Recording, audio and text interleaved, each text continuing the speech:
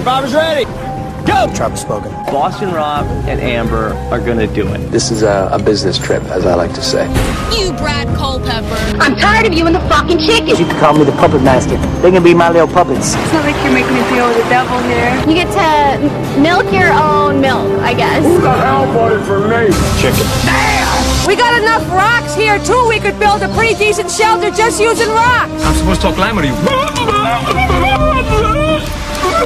You understand that better? Direct from Hobart, it's time for the only Survivor podcast in Australia dedicated to Survivor, bringing you all the latest interviews, episodes, and opinions from the greatest reality show on the planet.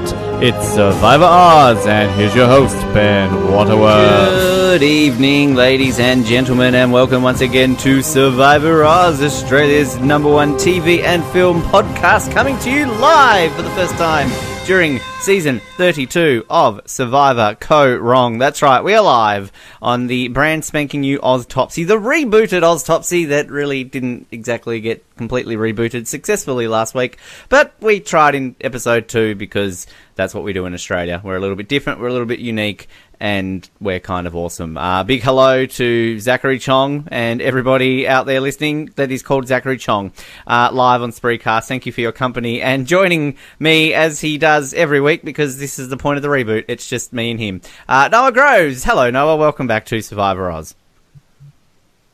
Hello. Thanks for having me. Are you sick of the reboot yet?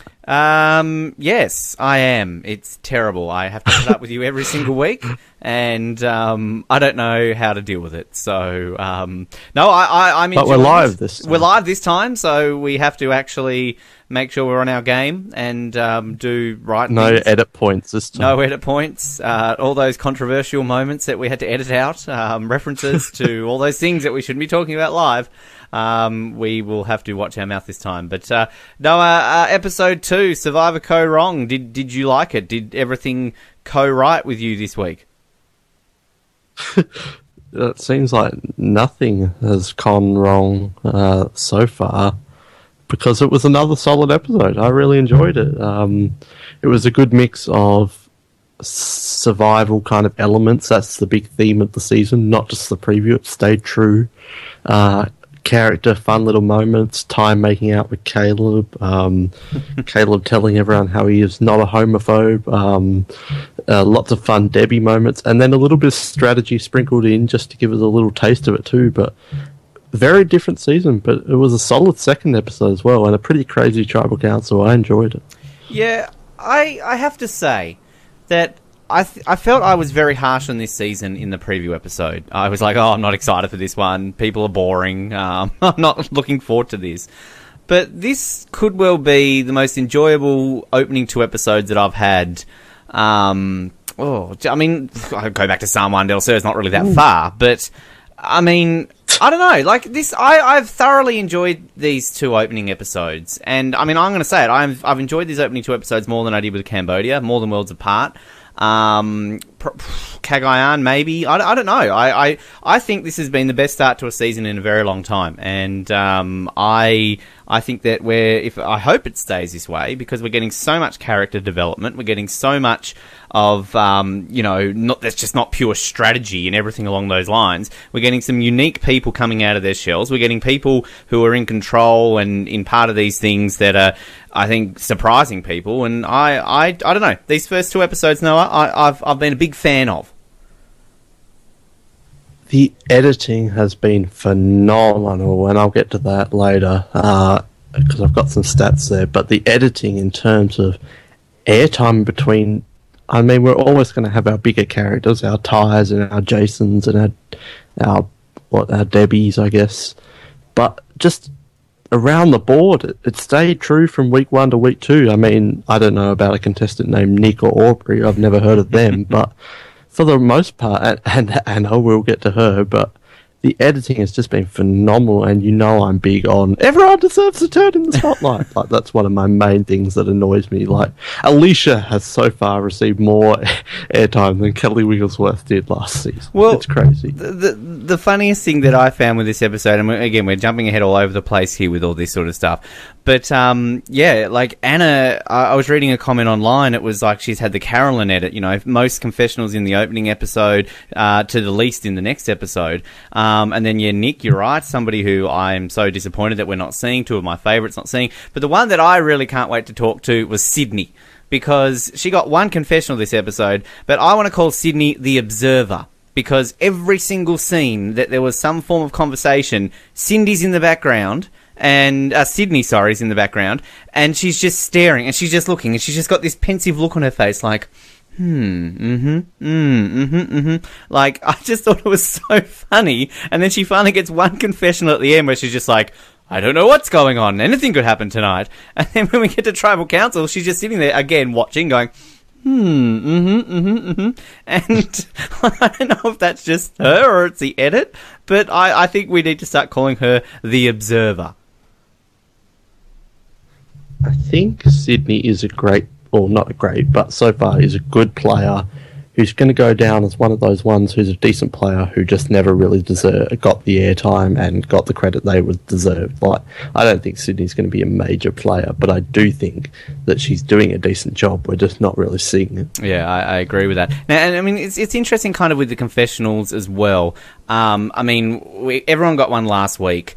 There's always generally a drop-off in the second episode, but even, like as you mentioned, obviously Nick, Anna, Aubrey, we didn't see them. They were the only three who didn't get confessionals. So still, for, what's that, a good 80% of the cast in episode 2 still gets a confessional. I mean, I think, in Cambodia, we dropped off probably a lot more than that. So, I mean... Well, should I give you my stat? Oh, look, this is something that you've been teasing me with all day. Noah messages me, goes, remind me to tell me about a stat that I have that I'll tell you on the episode tonight. And he wouldn't even tell me off air, the bastard. So, yeah, go for it. Tell me this stat. Jeez. That was an organic segue into my stat. Yes, you've been talking about it all my day. Stat, Ben. The one that you said that I should bring up? Yes, Noah, that's the one. Read the script.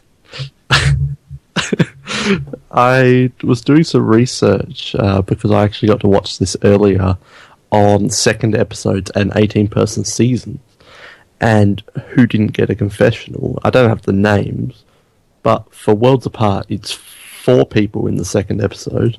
San Mundell Sir, 7 people didn't get one in the second episode.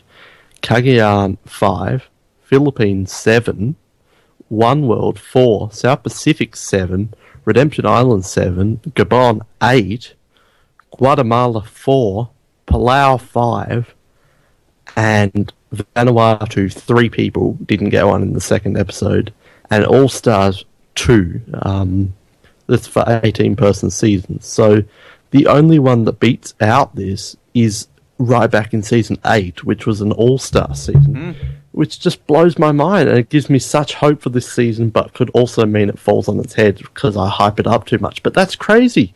All the way back to season 9 was when it last matched an 18-person season like this, where only 3 people missed out. The rest have been 7s and 5s and 4s. It's crazy. That's a pretty amazing stat, and I mean, as you said, like getting hopes up, possibly, because I mean, I think we were talking up early on in Cambodia. The editing's fantastic. We're getting so much, and then obviously it dropped off a little bit. But yeah, wow. I hope it continues, because like I think this is. I mean, would you say that we obviously think back to when you first saw Vanuatu? I mean, you wouldn't have seen Vanuatu, of course, when it first aired, but Heroes Villains, Nicaragua. You know, the post All-Star season, when obviously on first viewing, Vanuatu and Nicaragua were not well received, and eventually over time they've been gotten good. But would you say that this is the best post All-Stars start to a season, if that makes sense?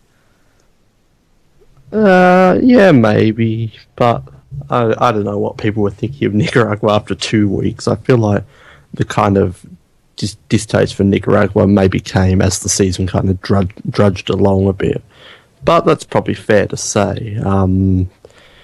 But I do think there is a correlation between this season and other seasons, where this one doesn't really have too many big scene stealers or camera whores, to use a more distasteful term.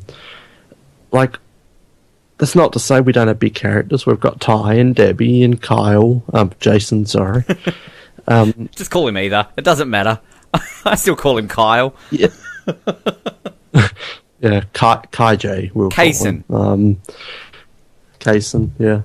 Gile Kaysen. Gile Kaysen. We'll call him Gile Kaysen. Boba Fett. Yeah, it does sound like quite Star Warsy, doesn't it? Gile Kaysen.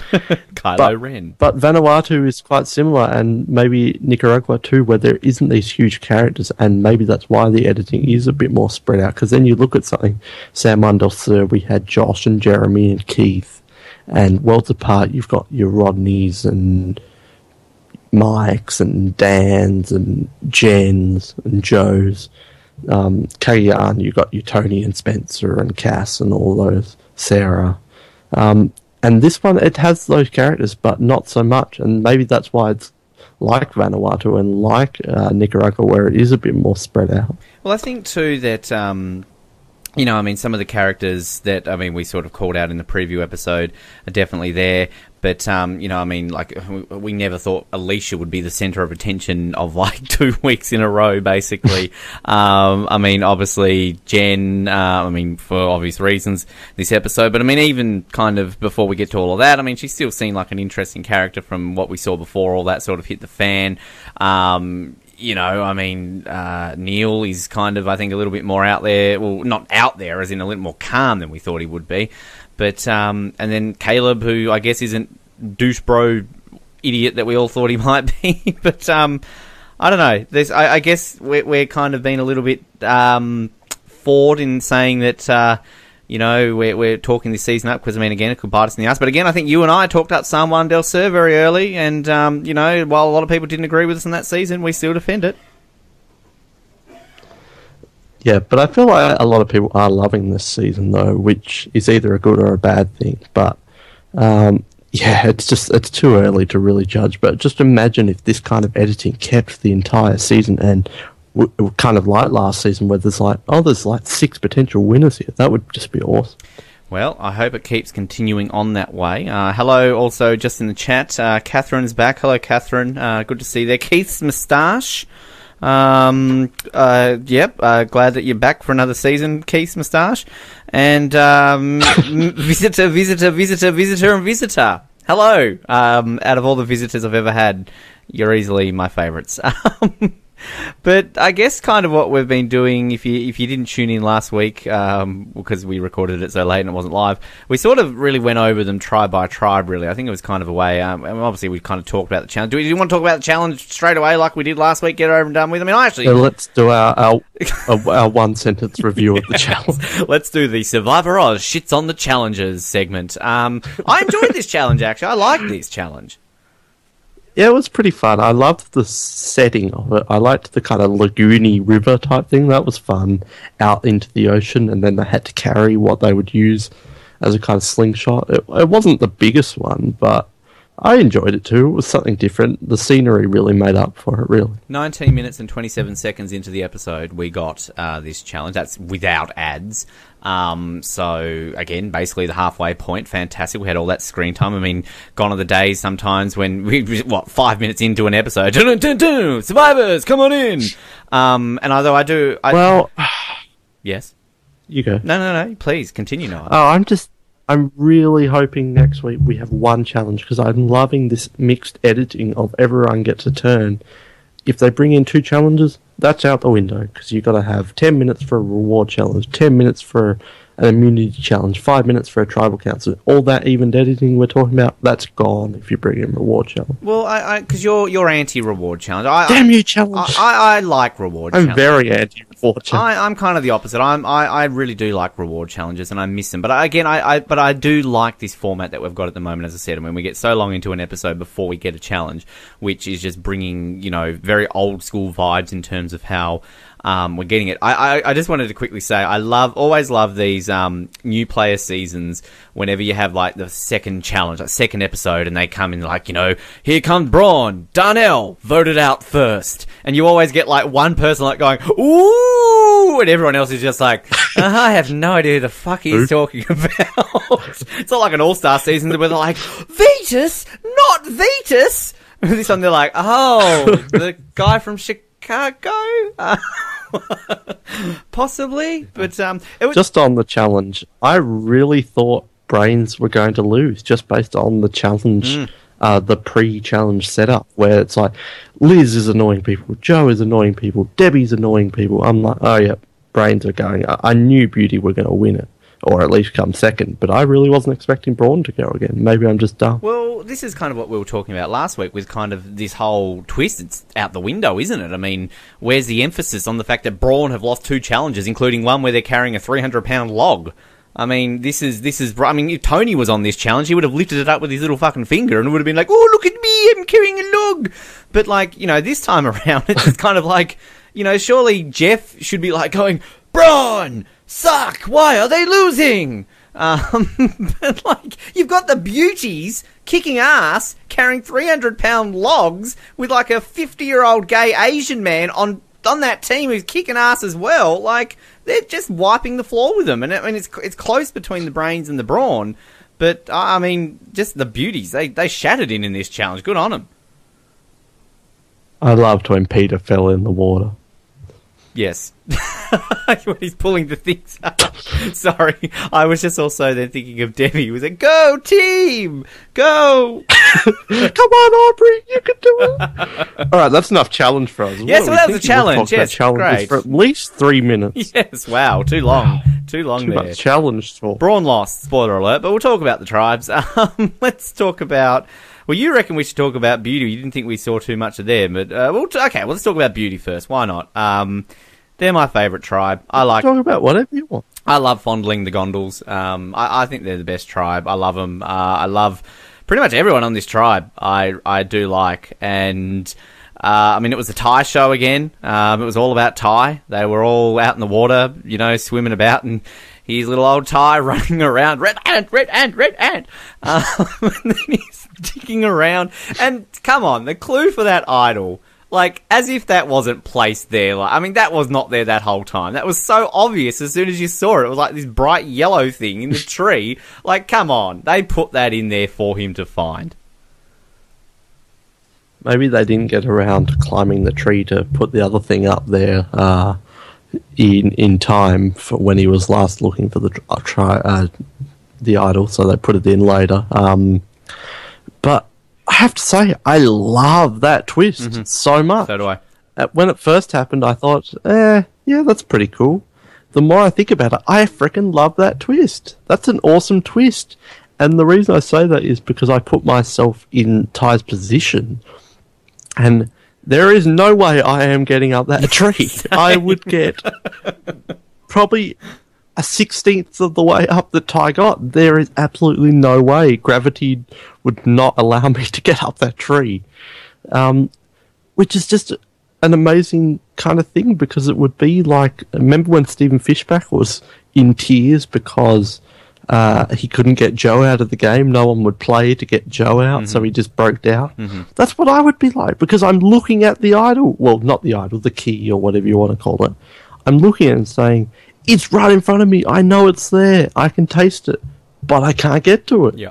And that's exactly what I would be like. And it kind of forces, and I kind of have a theory that maybe Caleb is going to come into play here, but it kind of forces another player, if they're not Aussie, to get another person on their side. It kind of eliminates that.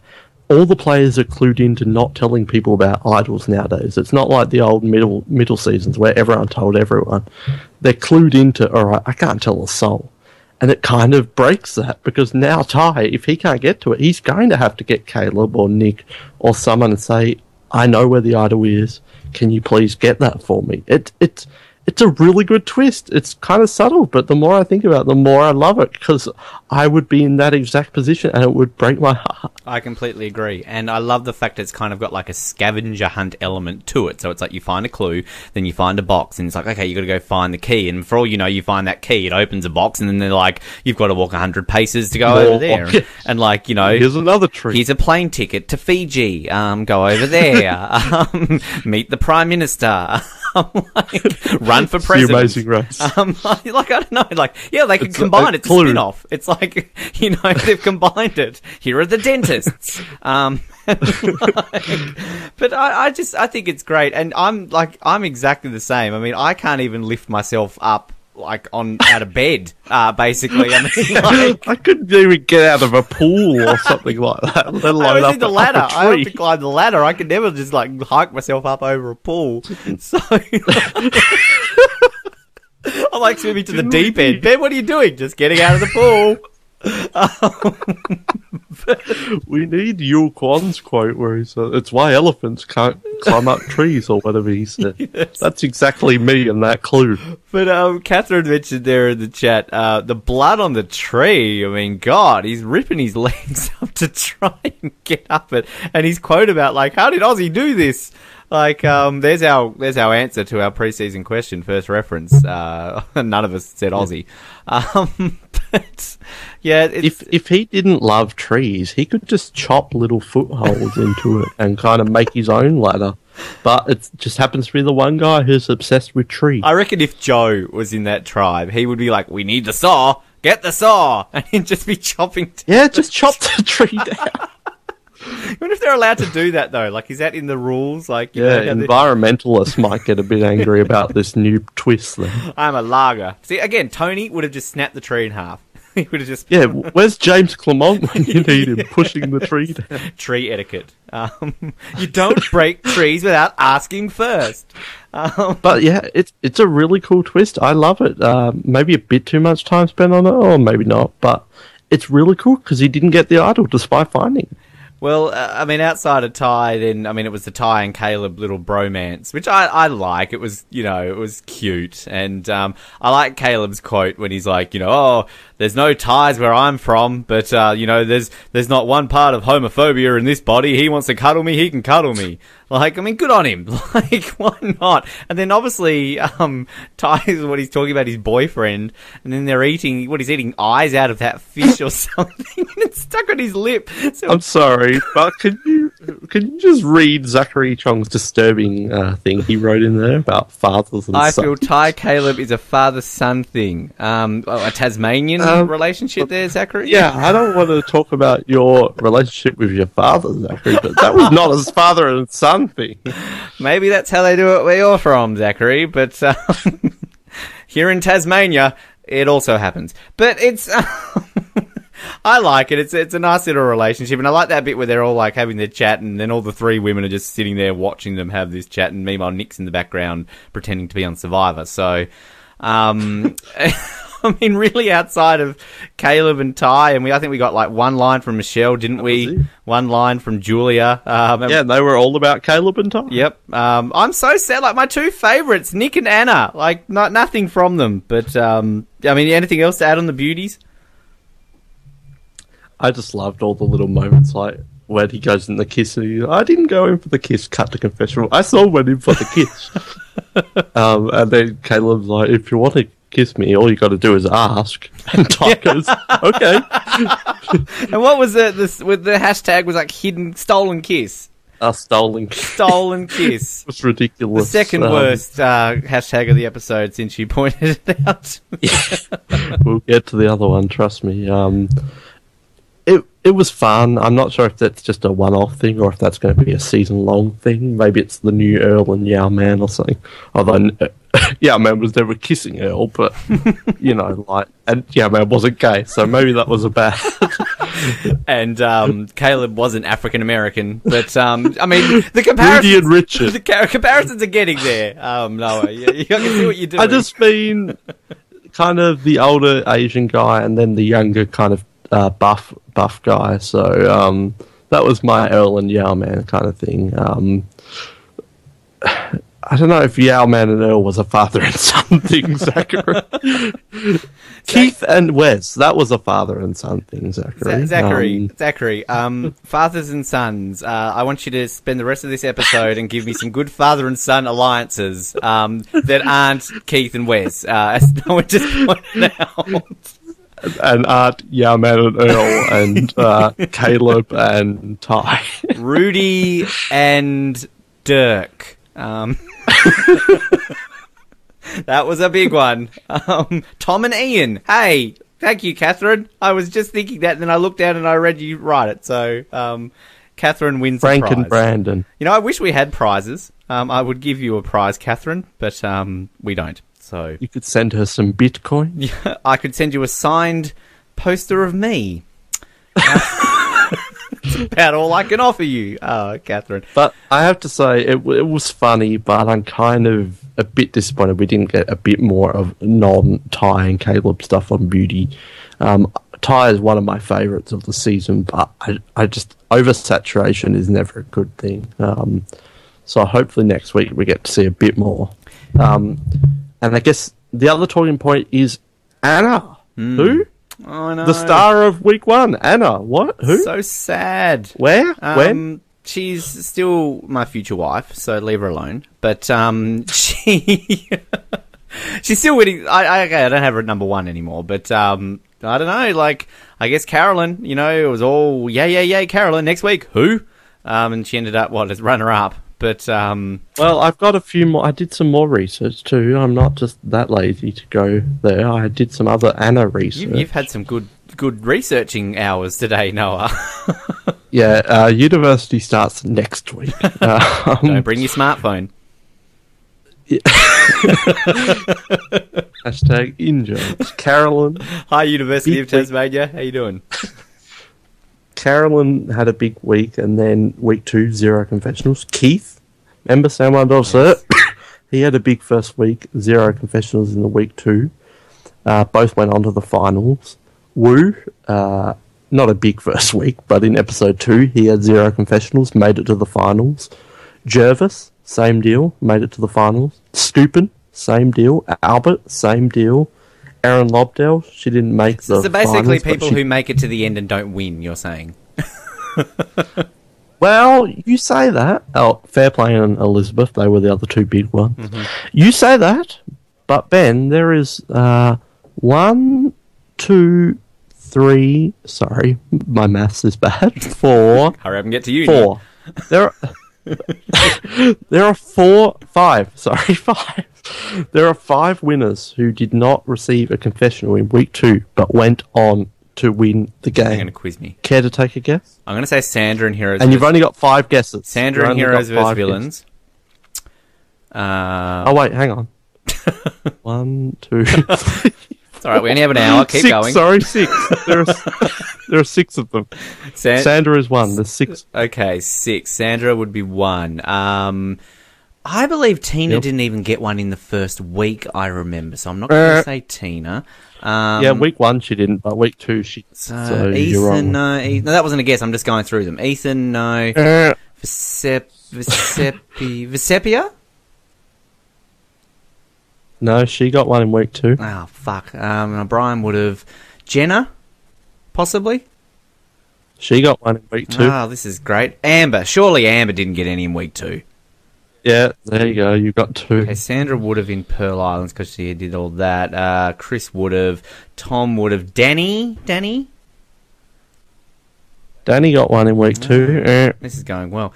Aris would have. Yule would have. Earl would have. Todd would have. Actually, Parvati. I've got a feeling she didn't. She got one in week 2. So good at this game. Bob. Surely Bob. Come on. Bob's still waiting for a confessional. Yeah, Bob's in there. Bob's your Natalie. uncle or aunt. Natalie, of course. Yeah, she's in there. Fabio. And there's one more. No, Fabio. No, he got one. Fabio wouldn't know. This will blow your mind. Kim. Yes, Kim did not get one in week 2, and she went on to win and be one of the most dominant players ever. So there you go. So Anna, more dominant than Kim. Anna.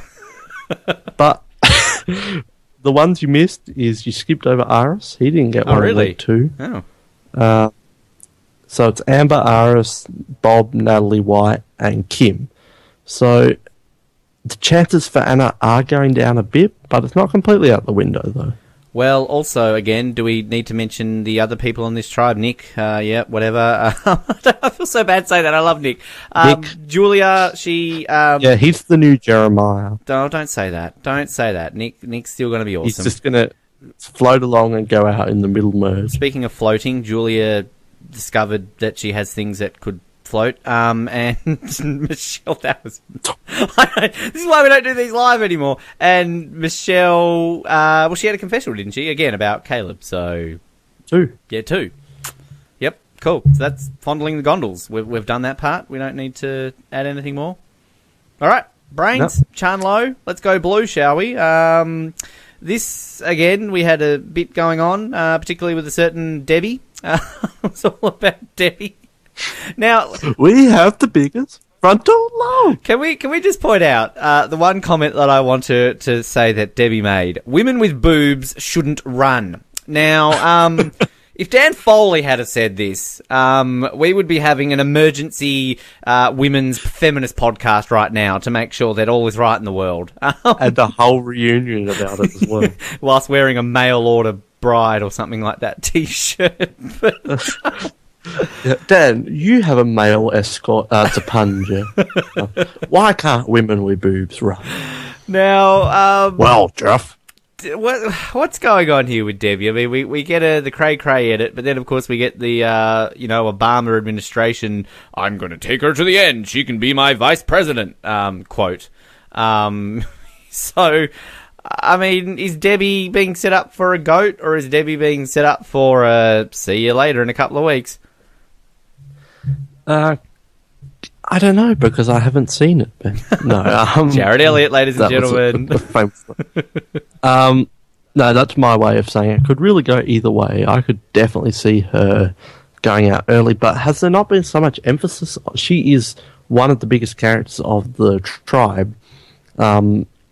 So she, I think, like Ty is in a bad spot, but he's got so much attention you can't possibly fathom him going out anytime soon. I know Jeff Varner did, so that's always another counter argument. Yeah. Sorry. Damn you, Tasha and Savage and Abby. Woo. Fucking woo! I don't think it was a throwaway confessional. I think Peter saying, I want Debbie around as my number 2, and Debbie getting a fair amount of airtime. Only one confessional, but still a lot of airtime.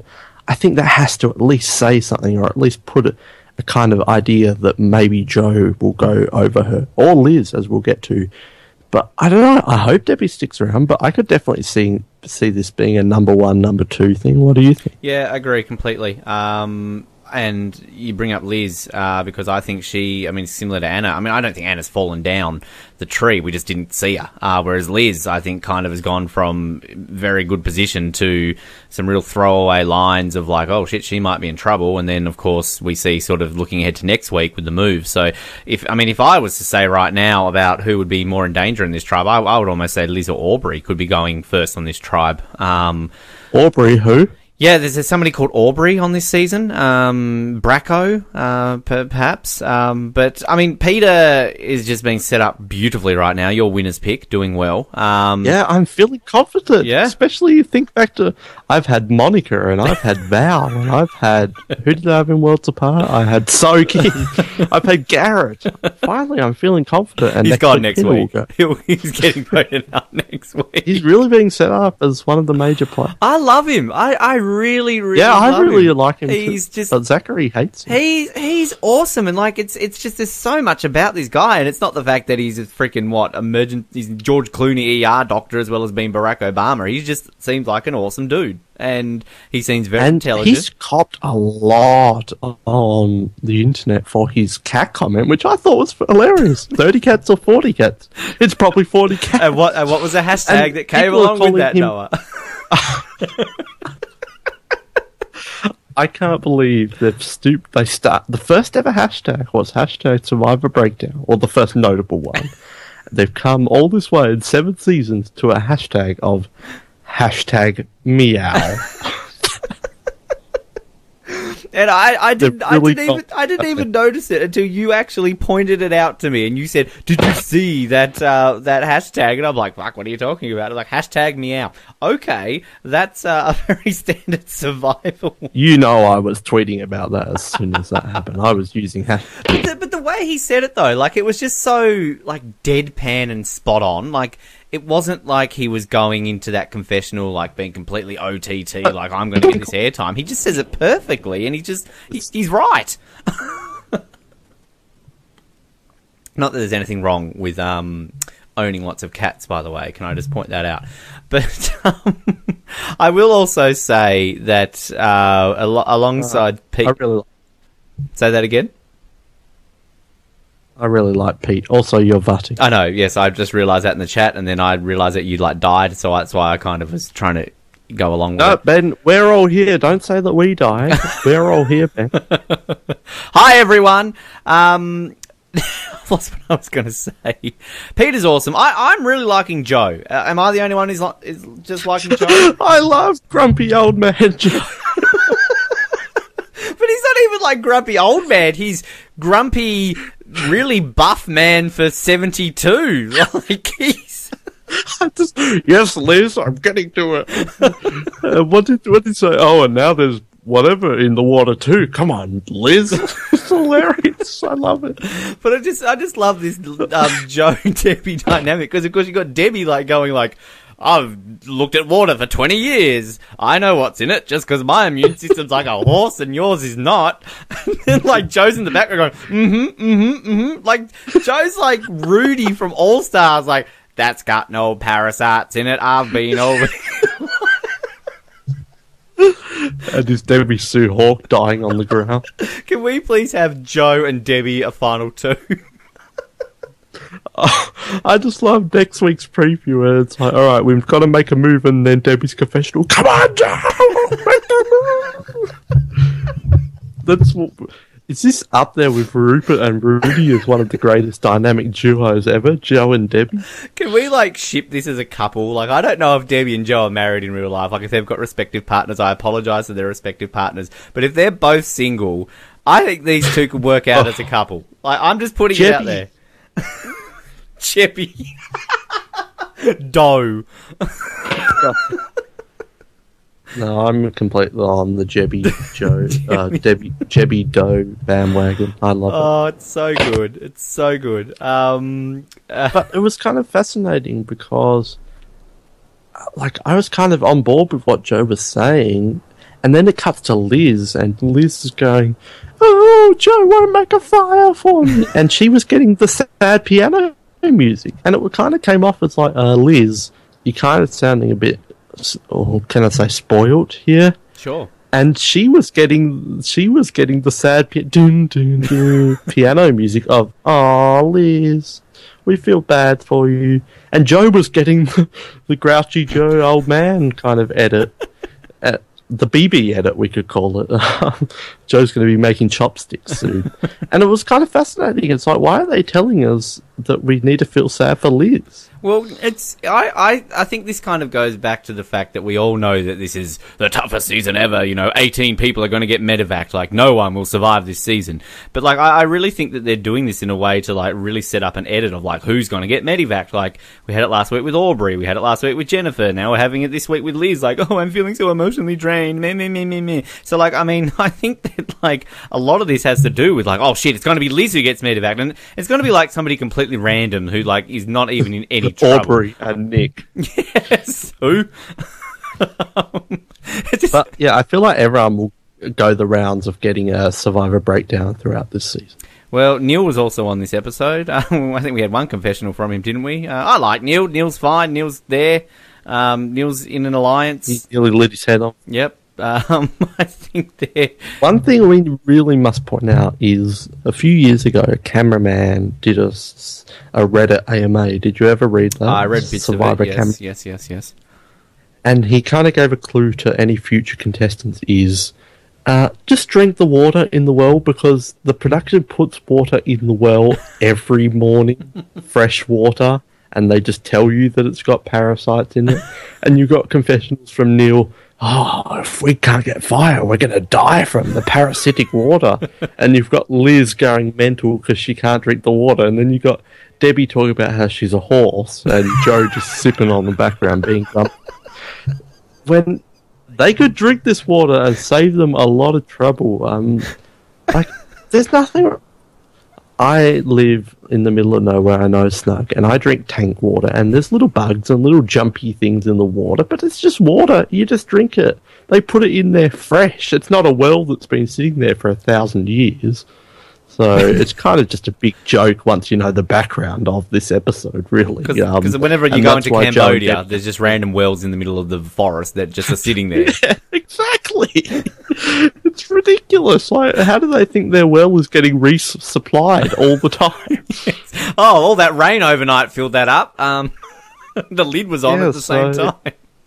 Perhaps Liz and Neil should have read that AMA before they went out. Oh, it's just funny, and it just always reminds me of All Stars when Jerry's got like that really serious confessional. She's like, the water has parasites in it, and if it gets into your brain, you will die. And then there's Rudy in the background like going, it doesn't seem bad to me, the rolls of Nam, and I've drunk worth water in Nam. Yes. Oh god, it's funny. Yeah, this season's awesome. Do we have anything else to add on Chan Lo at all? Aubrey, nothing to say. Neil, Debbie, Joe, Peter. Well, just on Liz, do you think... I don't know. They're being set up as... Last week we were all, Liz is amazing. Now we're being set up as people aren't really loving her, but she's also getting a lot of airtime. So is it just that she's a big character who maybe doesn't win, or what? Yeah, I think this week definitely gave her a big negative tick for possibly winning this game. But again, you know, but Mike Holloway also had Firewood Gate as well, so we shouldn't read too much. Natalie, the other season didn't really have too much going on in the early part. So again, yeah, you're exactly right. And she yelled at John Rocker and stuff like that. Yeah, so just because there's one little negative thing, it doesn't mean they won't win. Could be the sympathy, but thing. It is kind of fascinating. You know, like Diddums, she had this on day 2. You know, but here she is back again. I mean, look.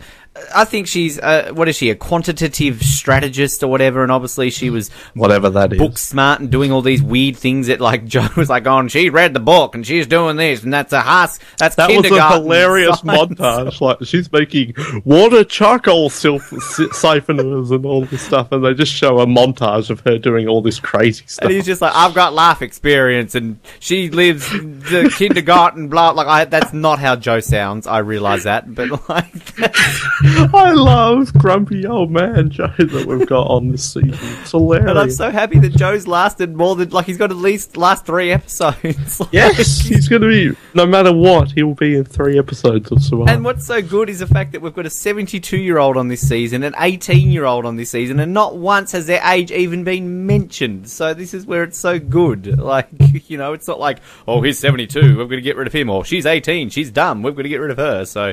I think it's working well. Yes. Neither of those tribes have been to tribal yet. All right, let's go. Yeah. Let's go red. Jebby, I'm on Jebby, board. That's amazing. We're there. Me and Joe, we're doing this. Jebby, the wedding of the year. It will beat out Boston Rob and Amber. I can't wait to the reunion. That will be the reunion. She's wearing an I Heart Joe t-shirt. But it will be Debbie that's the one that proposes. So. He's wearing an I Love Debbie t-shirt. And she's just like, I got a question for you, Joe. And that's not how Debbie sounds either. I know that. Her t-shirt will be like, I can't run without my bra or something. Like I can't wait then for the spin-off of Joe and Debbie play poker. Joe and Debbie hit Vegas. Joe and Debbie on The Amazing Race. Joe and Debbie take New York. Oh, goodness. They're going to be the next Kardashian. Every single child has a middle name of Rose. All right, Toe Tang. All right, bronze. Red. They lost again. Scott, Kyle, Jason. That's one person. Alicia. What was she going on about the embryos? I'm really creating some embryos. Whoa, calm down, Alicia. Oh, yeah, like, goodness, she's doing well with a fire to create embryos. But like, with the whole Scott, Kyle, Jay, what are we calling him? Boba Fett, that's what I'm calling him. Scott and Boba Fett, like, ripping shit into Blondie. Or a hitman, as Alicia called it. And then Jenny jeez, I didn't know he was a hitman. Jenny rolling her eyes. The observer, Sydney, just chilling in the background, just observing. But yeah, it was interesting. And I mean, it really was set up like, oh yeah, Alicia's definitely going. And then, of course, it really looked like that you were going to have Boba Fett going there. Because I thought, well, that was a very smart move by Jenny there. I was like, wow, that's clever. Yes, do it. You go, girl. You go and get it. But then come Tribal Council... She puts her foot in it and digs herself a hole. I don't know whether or not this could be considered one of the most suicidal tribal councils ever by a person, because she was safe as houses going into that, and somehow she got herself voted out. I cannot think of one person who has gone into tribal council that safe and has gotten themselves voted out purely on what they said at tribal council. No, neither. Stick to the plan. That could have been one, but luckily he had an idol when that happened, so you could make a case for that if there was no idol. But yeah, that was mental. Although once she kind of said it, you kind of just knew she was going home, didn't you? Mm. Because it's kind of like, I tweeted as soon as Braun lost the challenge, I'm like, this is too obvious for Alicia, surely. And it was. It was way too obvious for it to be Alicia vote. When Alicia does inevitably get voted out, she's going to at least have a little bit of a surprise. It's going to be hard to mask Alicia getting voted out, but she will at least have some sort of surprise. And it was kind of like, oh yeah, well maybe Boba is going, and like that's kind of a neat twist. And then there was kind of that thing at the end where Jenny goes to Sydney and, oh, actually, I've kind of changed my mind, and you got the Sydney confessional that you were talking about. And then I'm like, oh, could it be Jenny who's going? And then her actual comment, I'm not going to be as harsh as a lot of people are online, have been about it, is because I reckon a lot of people probably say stuff like this on the show because Jeff brings it out of them at the Tribal Council. I just think it was more of a case she accidentally slipped up with one wrong comment. I don't think she was going in, oh, I'm going to tell the truth about everything. I think maybe she was meant to mask it a bit better and she just failed. And once, you know how Jason is, or Boba, he just reacts at everything. Great. That was great facial expressions and just the reactions of them, they're magnificent.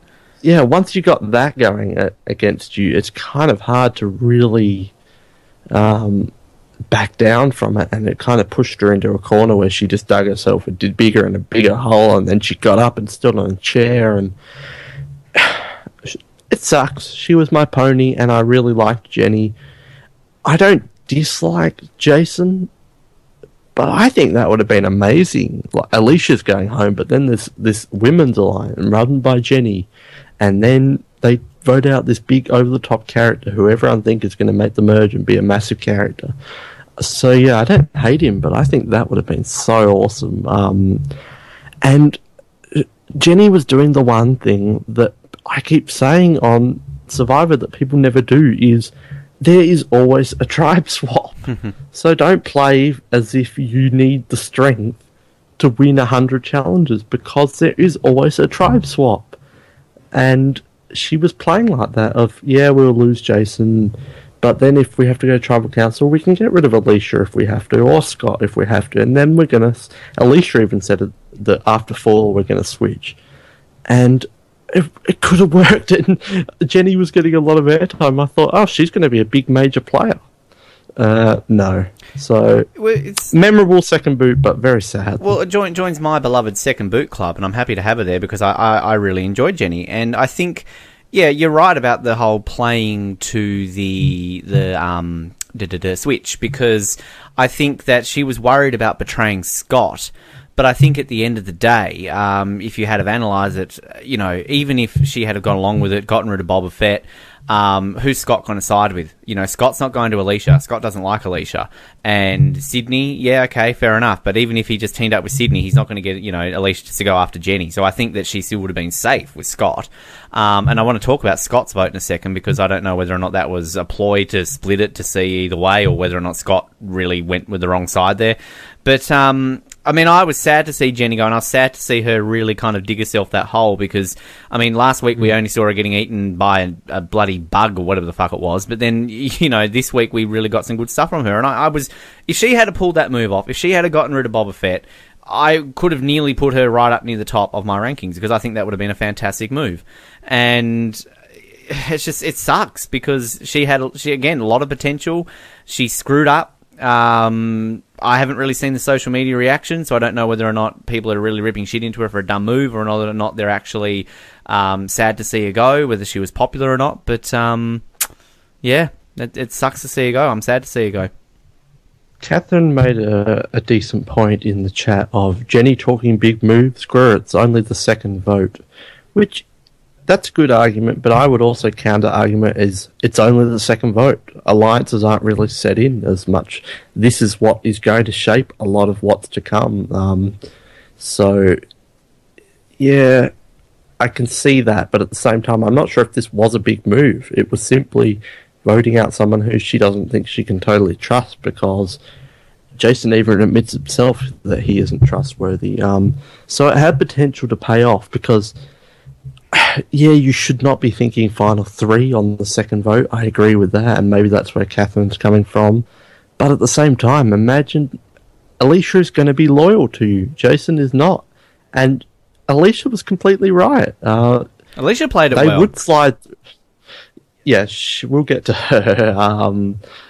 We'll get to her. But she's completely right, Alicia. They would slide through. I love Jenny. What's the biggest thing that can happen in Survivor?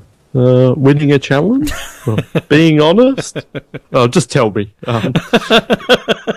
But they could slide through. They could they could get to the final three, and Jenny is going to beat Alicia much easier than she would Kaoh, and that is thinking extreme long term. But still, it could have worked. Alicia grew on me this episode, I have to say. I agree. She's just. I can't say this without sounding mean. She's just ditzy, and it's hilarious, and just exactly when you were saying, like, what's the biggest thing? Oh, winning a challenge, doing this, no, making a big move. But she kind of has these weird moments because, like, there'll be moments where she obviously is a fan of the show because she will bring up, bits of the show, and clearly she knows a bit about it, but then there'll be moments where you're just like, okay, what the fuck are you talking about? And I think she played it beautifully at Tribal Council, though, and she just sat there and kind of just let Jenny dig herself a hole, and then she was kind of like, I didn't say that. And then she didn't get, like, aggravated or all that sort of stuff. And then even when Scott's just like, oh, I'm not even listening to what Blondie's saying, I'm listening to what you're saying, Jenny. Like, I mean, Alicia's getting no respect at all. I can see a switch coming along. She's going to end up on a tribe with either Scott or Boba Fett, and she's going to go straight after them because they've treated her like shit. But, yeah, she endeared herself to me this episode. I'm jumping on the Alicia fan train. Yeah, I'm growing on her too. I think she's a fun character. I still feel like, even though she's getting a lot of airtime, it could just be because she's been a part of the narrative so much. Not so much as she's going to be a huge character, but could be proven wrong. But I could definitely still see her going as early as next week. She's definitely grown on me, but she is probably the number one fan favourite so far. I don't know how much of the internet you've kind of checked on. Oh, I haven't checked any, but I can imagine people are loving her. And I get what they're saying, because she is a fun character, but I also think that's kind of clouding people's judgment, because I've been seeing things like, Alicia was the number one player of the week, and she played things so well this week, and she built a fire, and she's moved up, and all this. No. She did very well with her embryos, Noah. Yeah, no. Alicia built a fire, which was good, and she didn't talk at Tribal Council. That was the extent. I'm not completely hating on her. She's improved from last week. But no, she's not this big star, major strategist that people are painting her out to be. Just no. Yeah. But she's a fun character, but I think I would have rathered her go over Jenny. But I'm definitely growing on Alicia. And was that really 5 hours to make that fire? Maybe longer. Maybe, I don't know. I really don't know. But I like the fact that when she's built the fire, and then in comes Boba Fett to take over, and then he's trying to like take credit for it. But I have to say one thing, like on Boba Fett, I like at Tribal when he was like, you know, when all the shit hit the fan and he's trying to work it out, and he was just kind of like, whenever in Survivor has somebody come up to an alliance and been like, hey guys, I'm thinking about maybe going to make a move over here, but if I don't do it, I'll come back and we'll still be cool, right? I kind of like what that. She should have played it off as, oh, I was just trying to make Alicia comfortable in case Alicia had an idol and I didn't want her to play her idol. That's what she should have played it off as, but it was just a bombshell, and I'm kind of upset, but it made for a great second tribal council. Yeah, I mean, it was a fantastic tribal council, and then the fact of it is that too, that it was a nice long one as well, because I remember looking at the timestamp, and I think it was about 8 minutes of the episode to go, and I'm like, wow. Yeah, I thought, something's going down. Yeah, exactly, and it kind of, once you got into it though, then it kind of went by quick enough, because it was just very enjoyable, and I mean, even Jeff kind of was like, oh, I don't think I've ever seen a tribal council like this, mind you. I think he just says that for a nice little sound clip for a commercial. But he recorded that 5 years ago. Yes. Did you notice his shirt slightly changed and he had less Botox in his forehead? That just got around 2009 or something. They just got Jeff in to say random quotes that would be good for commercial. They just got some like. I am flabbergasted. They just got Jeff some clips of them just like mix them together. I've never seen a tribal council like this before. So I was ready. Oh, whoops. Yes, that person who's doing the emoji videos has just chopped it up. Where are the emoji videos this season, CBS? Come on. Yeah, we robbed of the emoji video. But yeah, sadly, Jenny goes. Bye-bye. The Scott vote, quickly. Scott voted for Alicia. Now, do you think this is a case of they've just said to each other, hey, let's split the vote and we'll see which way Sydney goes? Or do you think Scott was completely on the board that they were voting for Alicia and he was kind of on the wrong side of that? Neither, if you believe his Twitter account. What did he say, Noah? He basically just said that he knew Jenny was going home and he made a pact with her that he wouldn't vote for her, and he was honouring that vote, and that it wasn't going to affect his standing in the game because she already had enough to go. So he just wanted to soften the blow a bit by voting for Alicia over Jenny. Not sure, of course, that can always be revisionist history when people tweet out things like that, but it makes sense. So I don't think he was blindsided by it at all. Well, yeah, I mean, because I kind of thought if he was blindsided, we would have had some sort of facial expression or something like that from him, and you know, I mean, I just kind of assumed that they split it just as let's see, it doesn't matter, either one's fine, but I guess that could also make sense too. So there you go. I don't think it's going to affect his standings at all in the game. No. Okay then. So I guess looking ahead to next week, we sort of touched on the preview, Debbie and Joe show, and idol hunting.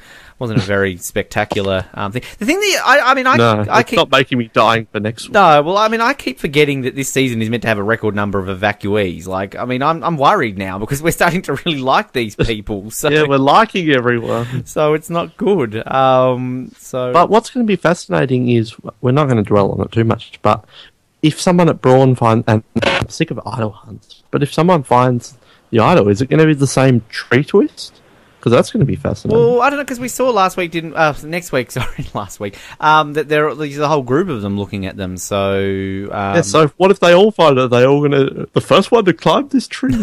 They're all pushing each other off the tree? That's going to be interesting. It's going to be very Gabon-esque, maybe, and they'll get it and they'll just throw it in the water. Yeah. Like, no, we can't have this idol. Like, how dare we? I don't know. All right, so let's just go through some of our end of thingies.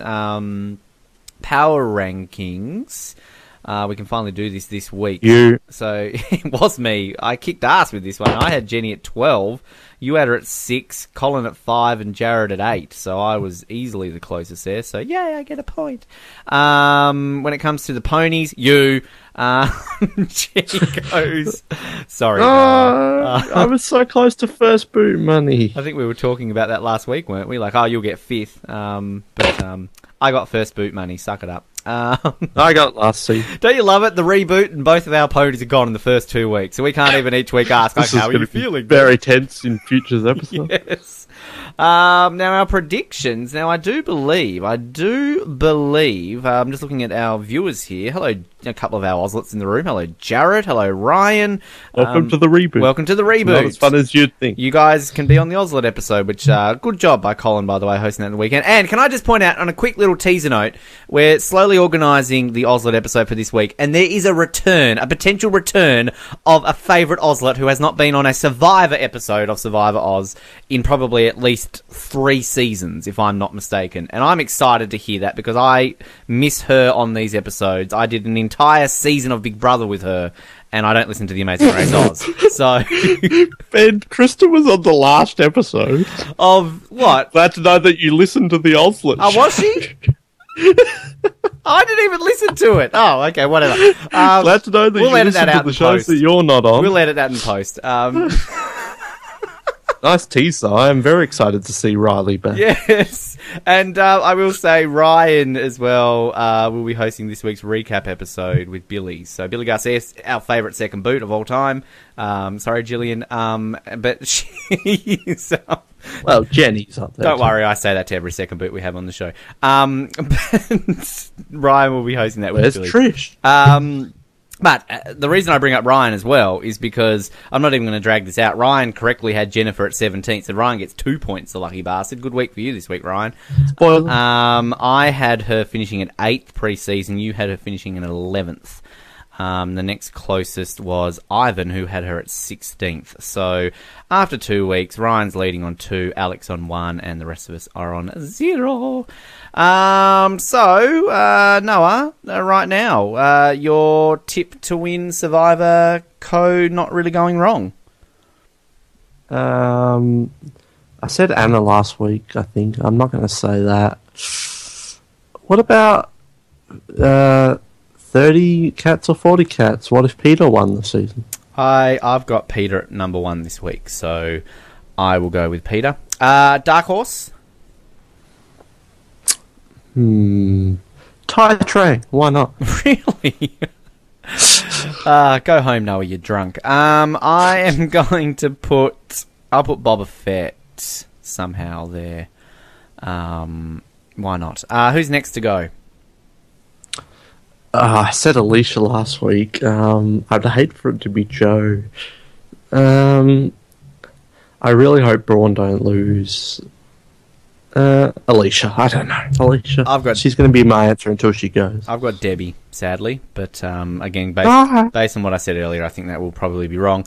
Have you changed this week, Noah? Are you on Brain, Brawn, Beauty? Like, have you gotten more beautiful this week, more brawny or more smarter? No, I think I did a lot of lifting this week, so I'm Brawn this week. Oh, I'm still beautiful this week, so I'm going to go for Beauty again. And no change. And any players changing this week that you feel play like you would play? Well, I know that you never used to ask that question, and then I would ask it whenever you're not on. Yeah, I know. It is kind of fascinating, like, who this week played like you would. And I would say that probably Liz. Like, why aren't people making fires for me? Joe's being mean to me.